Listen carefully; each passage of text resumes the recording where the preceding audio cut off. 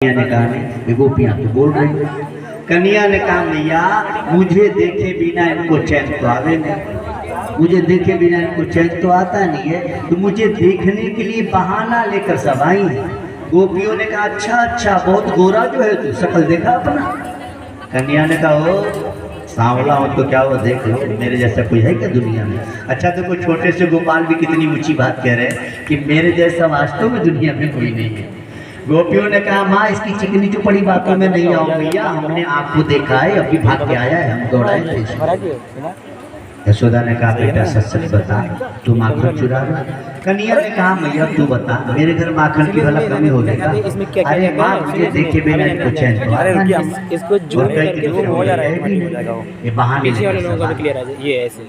यशोदा ने कहा देखो छोड़ो मेरे बेटे को छोड़ नहीं कहेगा, बता रहे हैं। सबने कहा मैया मानो न मानो अंदरवा जाके एक दिन मानना पड़ेगा। यशोदा जी ने कहा तो काम करो तुम लोग रंगे हाथ में मेरे बेटे को पकड़ के लाओ। किसी ने कहा हमारी बात सही है, मुझे किसी पे कलंक लगाना अच्छी बात नहीं है, तुम लोग मुझे रंगे हाथ में पकड़ के दिखाओ। सारी गोपियों को हुआ कि ये बात सही कह रहा है। भाई एक आदमी ने देखा हमने तो देखा नहीं, और गोपियों को किसी से प्रेम भी बहुत है।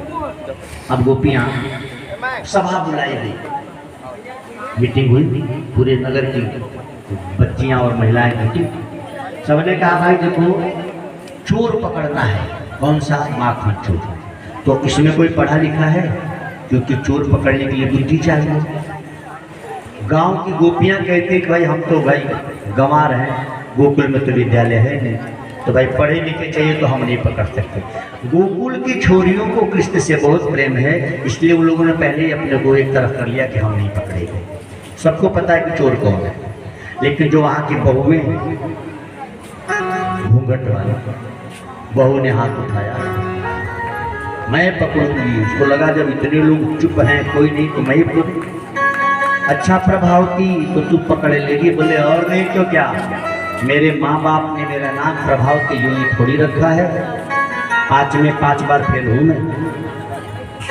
तब का 5 बहुत होता था, ये कह रही है कि 5 में 5 बार फेल तो क्या 4 पास तो हूँ, मैं पकड़ के दिखाऊं।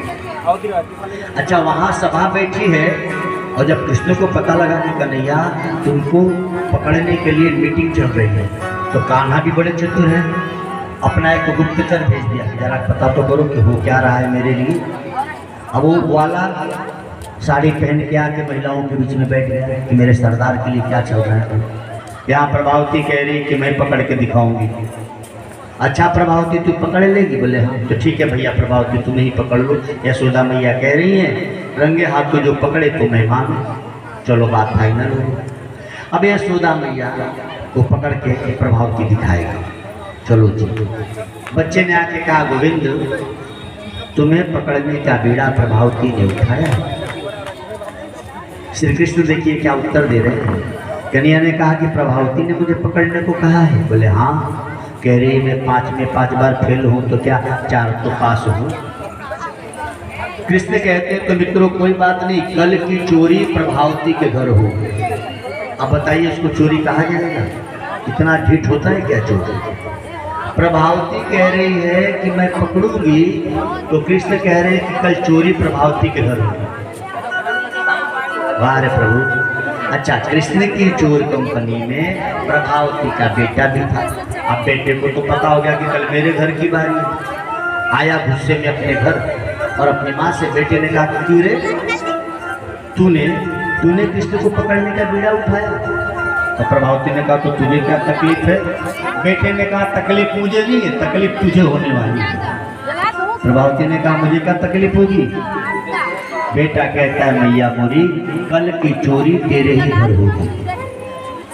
प्रभावती ने कहा कि मेरे घर होगी कि तुझे कैसे पता है। बेटे ने कहा मैं भी उसी चोर कंपनी में हूँ। माँ ने कहा अच्छा तो तू उन लोगों के साथ है। बेटे ने कहा माँ पूछती है तो बेटा तू उसका साथ देगा कि मेरा। वाह रे मित्रता निभाने वाले ग्वाल बाल।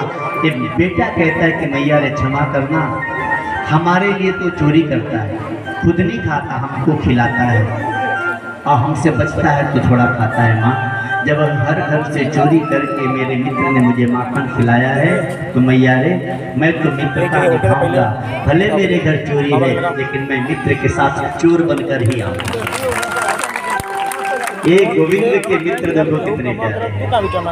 अपनी माँ से कह रहा है कि माँ मैं अपने मित्र का साथ दूंगा, हाँ तेरा बेटा हूँ, इसलिए इतनी तो कर रहा हूँ कि तुझे बता दे रहा हूँ कि कल की चोरी तेरे घर होगी, बचाना होगा तो अपनी मटकी बचा लेना। ये बेटा कह रहा है माँ से। माँ कहती है कि जाके अपने उस काले कलूटे से कहना मैं पढ़ी लिखी हूँ, कोई गोकुल की अनपढ़ गवार नहीं हूँ, कल खैर नहीं तुम लोगों की। अच्छा जरा कृपा करें सोचें, जिसके घर चोरी होनी है उसको भी पता है और जिसको करनी है उसको भी पता है। अब बताओ यह चोरी है भाई? ये तो हमको आपको आनंद आए इसलिए गोविंद ने ऐसी लीला की। चोरी होनी है। प्रभावती आज सोच रहे कि चिपड़ी पाथने जाऊं कि न जाऊं, क्योंकि पहले से खबर है कि आज चोरी मेरे घर ही होगी। 5 में 5 बार फेल है तो क्या 4 तो पास है। इसकी ने बुद्धि क्या लगाई पता है? छाका जो बांधा था उसमें घंटी बांधी कि जैसे ही चोर आएंगे सबके कंधे पे छोड़ चढ़ेगा कन्हैया, जैसे ही छाका छूएगा मटकी को, जब मटकी हिलेगी तो घंटी बजेगी। बुद्धि लगा दिया, बहुत पढ़ी लिखी है। जब कृष्ण अपनी चोर मंडली लेकर प्रभावती के घर में पहुंचे, एक बच्चे ने कहा कान्हा ये मटकी छूना खतरे से खाली नहीं, देख इसमें घंटी बधी। तुम जैसे ही हम लोग के कंधे पे चढ़कर मटकी छूओगे घंटी बजेगी, प्रभावती भाग के आके पकड़ लेगी। सच कह रही थी, बड़ी पढ़ी लिखी है, देख लो कितनी बुद्धिमान है। कन्या ने कहा अरे उससे क्या, कितना डरते हो तुम लोग, वो बुद्धिमान है तो मैं भी बुद्धिमान हूँ। बच्चों ने कहा तू कहाँ से बुद्धिमान होगा, गोकुल में तो विद्यालय ही नहीं, हम लोग तो पढ़े ही नहीं, वो तो पढ़ के आई है। कन्हैया ने कहा मित्रों तुमको पता ही नहीं, मैं पिछले जन्म में ब्राह्मण था, मैं बहुत बड़ा हूँ। बिल्कुल सही कह रहे हैं, पिछला अवतार उनका हुआ था वामन अवतार। वामन अवतार के बाद कृष्ण कहते हैं तुमको पता ही नहीं।